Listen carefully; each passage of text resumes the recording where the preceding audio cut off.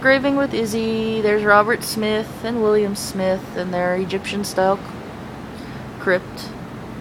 There's some snazzy looking ivy there. Those pieces that fell off probably shook off during the earthquake. That lovely Egyptian-style tomb there is the Calhoun crypt. Calhoun Buchanan. John Calhoun being the first mayor of Baltimore.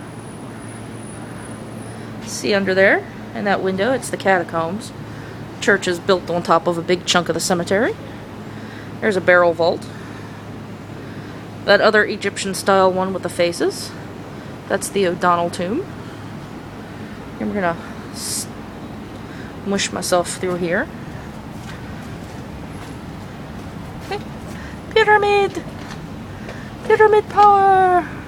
There's the tower of the church. Whoop. There's a tourist person. Huh. Tourist type people. There's always people wandering around in the cemetery, considering how craptastic the neighborhood is.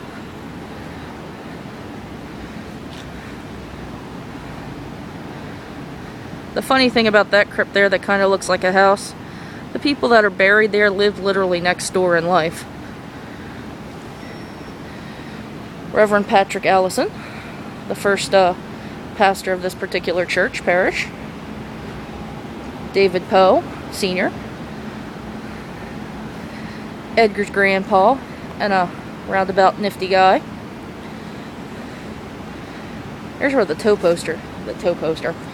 toaster visits. That's Edgar Allan Poe's original grave. The bush.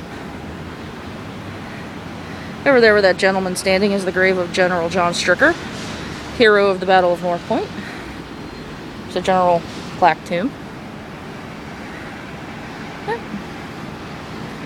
Walk you around this way.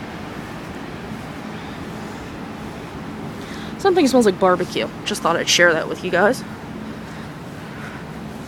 Not that I'm hungry or anything. There's a little grave hidden in the ivy over there.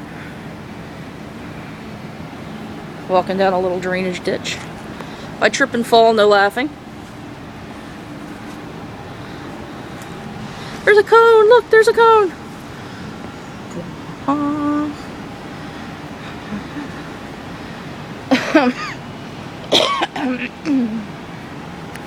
There, that particular monument that stands alone by itself belongs to the Key family.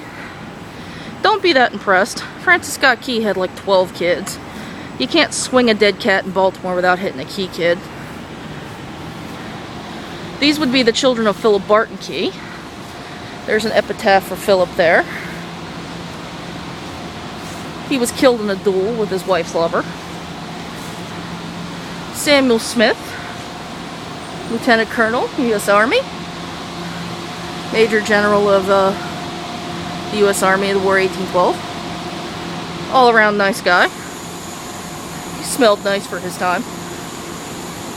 There's a nifty rounded tomb.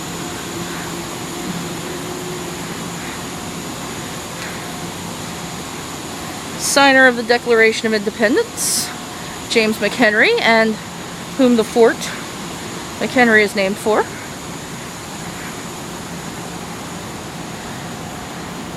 There's some low crypts there. A lot of crypts up in this place. Most of them are empty, either from tomb robbers or when the rural cemeteries opened. Things were reburied over at like Greenmount and Baltimore and Loudon Park. There you go. The Von Kapp family. They were coffee and tobacco importers. That's an empty tomb. They all went over to Greenmount.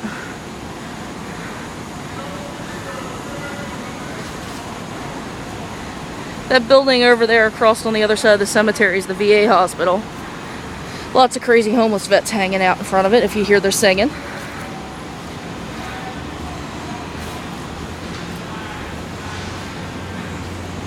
Not everybody here is famous, but always some nifty graves.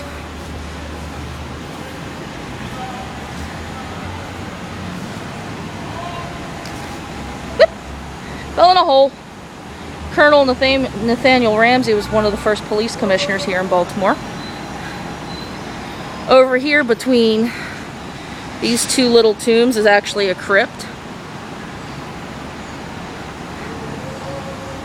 Some nice brownstone. Some more brownstone over here. There's an unfortunate fix of a tombstone there. There's the entrance to the catacombs. Over there, the Davies Crypt, lies the body of Frederick G. Skinner. I think he currently is the only rebel here buried at this cemetery.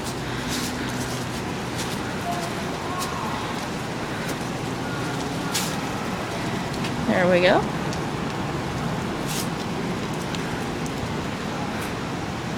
Walking you around, walking you around.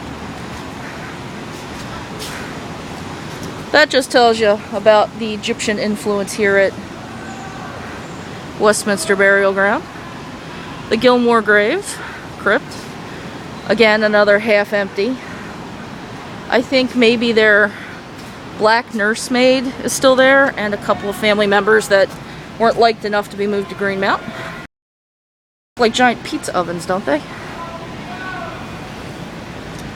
The dead like Canada Dry.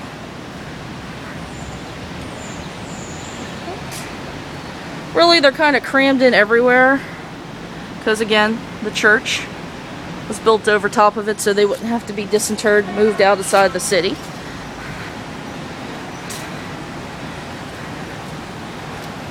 I know what you guys are waiting for, and I'm making it last.